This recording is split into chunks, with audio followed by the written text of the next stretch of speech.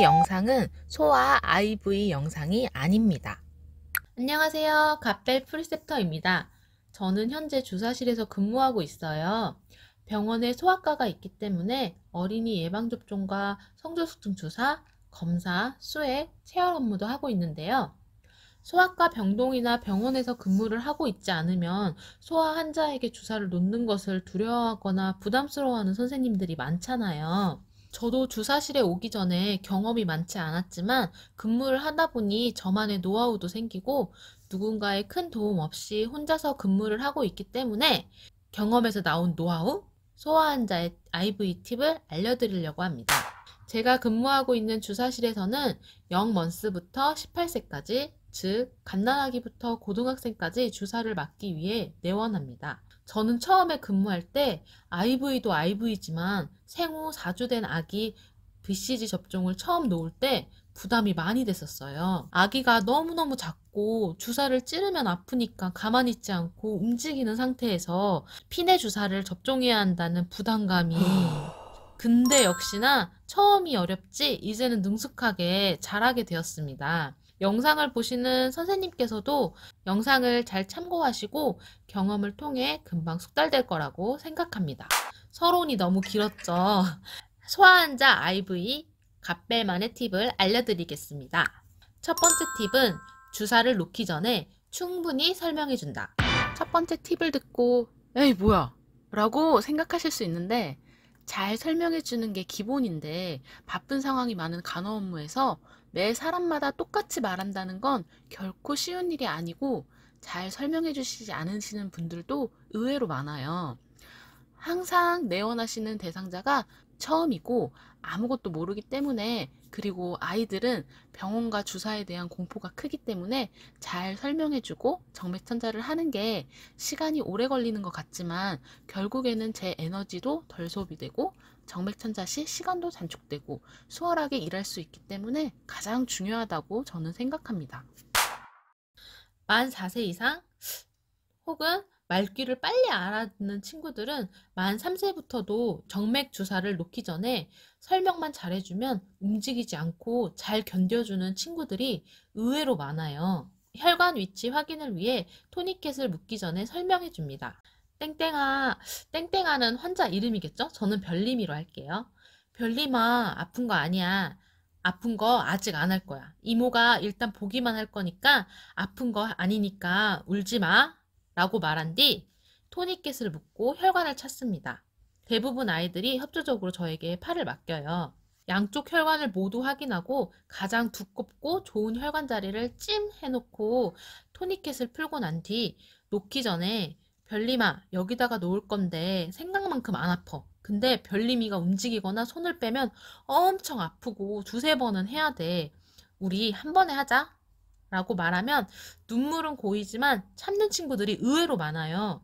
간혹 엄마들께서 아이를 강하게 키우셔서 아이를 안 잡아주고 멀리서 보고 계신 분들이 있으면 보호자분 별님이 무서우니까 손 잡아주시고 안아주세요 라고 해서 주사 맞을 팔을 뻗고 있는 상태에서 엄마 품에 얼굴을 묻고 손을 잡고 주사를 놓으면 의외로 잘 견뎌주고 잘 맞는 친구들이 10명 중 7, 8명은 협조적으로 맞을 수 있어요.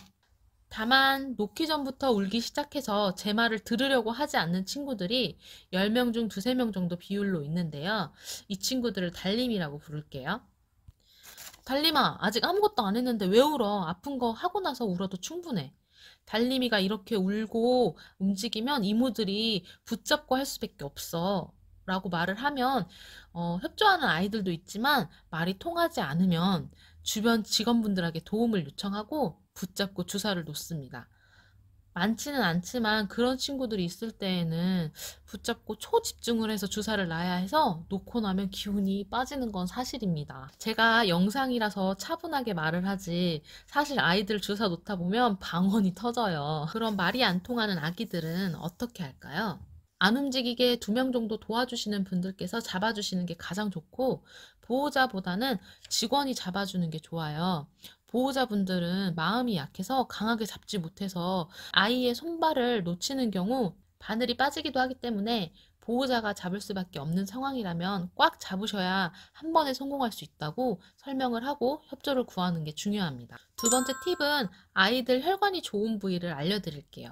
저희 아들 팔 다리로 보여드릴게요. 양쪽 손등, 그리고 팔, 접히는 부분 이쪽 부분하고 발등 인데요. 저희 아들은 1살, 2살 때보다 확실히 5살이 되니 혈관이 진짜 좋아져서 이 정도는 눈 감고 찌를 수 있을 정도로 좋아졌어요. 보시면 눈에 보이는 것보다 화면에서 눈에 보이지는 않지만 손가락 느낌으로 통통한 정맥을 느끼면서 놓으셔야 합니다. 혈관이 좋은 아이들은 성인만큼 좋은 아이들도 많으니 제가 알려드린 부위를 보시고 만져보시고 IV를 하시면 의외로 쉽게 IV를 하실 수 있습니다. 세 번째 팁은 수액을 맞는 아이들 카테터 연결 부위에 꼭 거즈나 반창고를 깔고 붙여주셔야 해요. 카테터와 수액 연결 부위 아래쪽에 꼭 투투거즈 등 덧대주고 반창고를 붙여주셔야 합니다. 아이들은 피부가 약해서 며칠만 붙이고 있어도 까맣게 자국과 상처가 생기기 때문인데요. 보호자 입장에서는 그렇게 상처가 생기면 엄청 속상하고 컴플레인도 심하게 하기 때문에 꼭 신경 써서 반창고를 붙여주셔야 합니다. 네 번째 팁은 주사를 놓기 전에 암보드와 반창고 등 IV 준비 후 주사 놓기. 당연한 이야기지만 아이들이 울고 정신없는 상황에서는 가끔 반창고 준비를 빠뜨리거나 할 수 있기 때문에 주사 준비를 철저하게 한 후 찌르는 것이 중요합니다. 성인처럼 가만히 맞지 않는 아이들도 있기 때문에 주사를 놓고 나서 빠르게 고정하는 게 중요한데요. 암보드를 고정할 때는 너무 조이지 않는지 마무리 후 마지막 확인 한번 해주세요. 소아 환자들은 자기가 표현하기 힘든 아이들이 많기 때문에 꼼꼼하게 확인해야 합니다. 암보드란 손 부목이라고 생각하시면 됩니다. 병원마다 다양한 디자인이 있어요. 다섯 번째 팁은 모든 주사를 놓고 난 후 아이들이 좋아하는 그림을 네임펜으로 그려주거나 스티커 붙이기. 스티커도 좋아하고 아니면 네임펜으로 토끼나 자동차를 반창고 위에나 아니면 암보드 위에 그려주면 아이들은 좋아해요. 그림을 못 그리시는 분이면 스티커를 미리 준비해 두셔서 하나씩 붙여주면 그래도 스티커를 보면서 좋아하기도 하고 울음도 빨리 진정시킬 수 있어요. 아이들 주사를 놓을 때에는 항상 양쪽 팔이나 다리를 잘 확인하고 확신이 있는 혈관에 하시는 게 좋아요. 아이들 혈관이 의외로 통통하니 두꺼운 아이들도 많아서 너무 걱정하지 않아도 됩니다. 주사를 맞을 때 아이들은 힘을 주거나 비틀어 버리는 경우가 많아서 침착하게 초집중해서 주사를 놔주셔야 합니다. 저는 사실 아이들을 좋아하고 원래 어렸을 때 꿈이 유치원 선생님이었기 때문에 아이들 울음소리를 듣거나 일들 자체가 스트레스를 받거나 하지는 않아요.